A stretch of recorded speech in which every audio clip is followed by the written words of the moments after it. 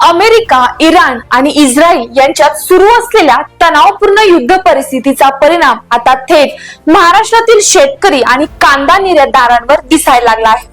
विशेष करून नाशिक जिल्ह्यातील कांदा उत्पादकांसाठी ही परिस्थिती मोठी चिंता निर्माण करणारी ठरली आहे। याचं कारण म्हणजे युद्धामुळे आखाती देशांकडे जाणारी कांद्याची निर्यात सध्या पूर्णपणे ठप्प झाली असून हजारो टन कांदा बंदरात तसाच अडकून पडला आहे। तर नक्की सध्याची काय परिस्थिती आहे जाणून घेऊयात आजच्या महत्त्वपूर्ण व्हिडिओमधून। नमस्कार शेतकरी बंधू आणि भगिनींनो, पालवी अॅग्रिको मधून मी मोनिका आजच्या महत्त्वपूर्ण व्हिडिओमध्ये आपलं सर्वांचं मनापासून स्वागत करते।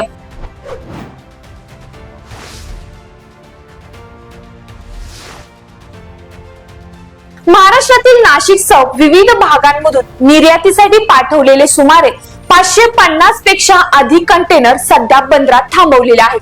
या कंटेनर मध्ये जवळपास 16,000 टन कांदा भरलेला आहे अशी माहिती समोर आली आहे।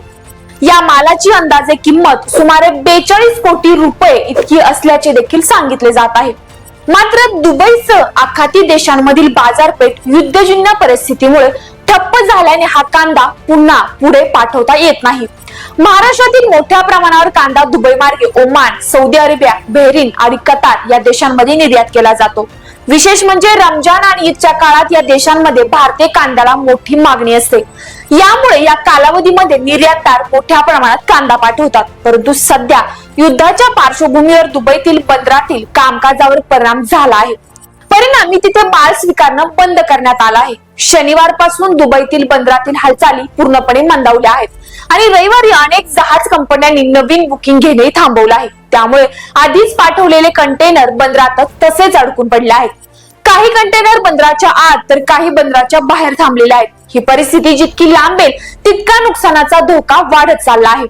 कंटेनर मध्ये भरलेला कांदा जास्त काळ तसाच राहिला तर तो सडण्याची भीती देखील निर्माण झाली आहे। 1-2 दिवसात निर्यातीचा मार्ग मोकळा झाला नाही तर शेतकऱ्यांचं आणि व्यापाऱ्यांचं मोठं आर्थिक नुकसान होण्याची दाट शक्यता आहे। आधीच उत्पादन खर्च, वाहतूक आणि पॅकिंग यावर मोठा खर्च झालेला असतो।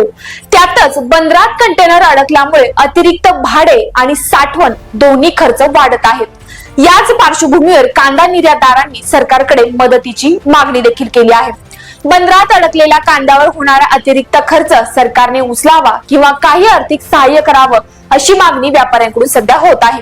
कारण हा प्रश्न केवळ व्यापाऱ्यांचा नसून थेट शेतकऱ्यांचा उत्पन्नाशी जोडलेला आहे। दरम्यान दुबईतील बंदर काही वेळासाठी सुरू करण्यात आले होते, मात्र आखाती देशांतील तणाव कायम असल्यामुळे निर्यातीचा मार्ग अजूनही स्पष्ट झालेला नाही। युद्धावर काही तोडगा निघाल्यास परिस्थिती सुधारू शकते अशी आशा निर्यातदारांनी व्यक्त केली आहे। तर दुसरीकडे जिल्ह्यातील कृषी उत्पन्न बाजार समित्यांवरही त्याचा परिणाम दिसून येत आहे। पिंपळगाव बाजार समितीमध्ये सध्या लेट खरीप कांद्याला सरासरी सुमारे 870 रुपये प्रति क्विंटल दर मिळत आहेत। मात्र पुढील 2 आठवड्यामध्ये आणखी मोठ्या प्रमाणात कांदा बाजारात येण्याची शक्यता आहे। जर निर्यात बंदच राहिली आणि बाजारात कांद्याची आवक वाढतच राहिली तर कांद्याचे भाव घसरण्याची भीती व्यक्त केली जात आहे। त्यामुळे शेतकऱ्यांच्या चिंतेत आणखी भर पडू शकते। सध्या बंदरांमध्ये एकूण 150 ते 200 कांद्यांचे कंटेनर थेट युद्धाच्या परिणामामुळे अडकले असल्याची माहिती आहे। या समस्येवर तोडगा काढण्यासाठी अपेडा संस्थेकडून निर्यातदारांची एक महत्त्वाची बैठक बोलवण्यात आली आहे। या बैठकीमध्ये अडकलेल्या कांद्याबाबत पुढील निर्णय आणि उपाययोजनांवर चर्चा होणार असल्याचे एक्सपोर्ट असोसिएशनचे उपाध्यक्ष विकास कुमार सिंग यांनी सांगितलं आहे। आता सगळ्यांच्या नजरा या बैठकीकडे आणि आंतरराष्ट्रीय परिस्थितीकडे लागल्या आहेत, कारण युद्ध हजारो किलोमीटरवर जरी दूर असले तरी त्याचे परिणाम मात्र महाराष्ट्रातील कांदा उत्पादक शेतकऱ्याच्या जीवनावर थेट उमटताना दिसत आहे। तर शेतकरी बंधूंनो, यावर आपलं काय मत आहे? एक्सपोर्ट चालू होईल का? तुमचा सध्याचा कांदा किती दिवसांचा आहे? तसेच तुमच्या मार्केटमध्ये काय दर मिळतो? आम्हाला कमेंटद्वारे नक्कीच कळवा। सोबतच असेच नवनवीन आणि महत्त्वपूर्ण व्हिडिओ पाहण्यासाठी आपल्या पालवी अॅग्रिको चॅनलला सबस्क्राईब करायला विसरू नका। धन्यवाद।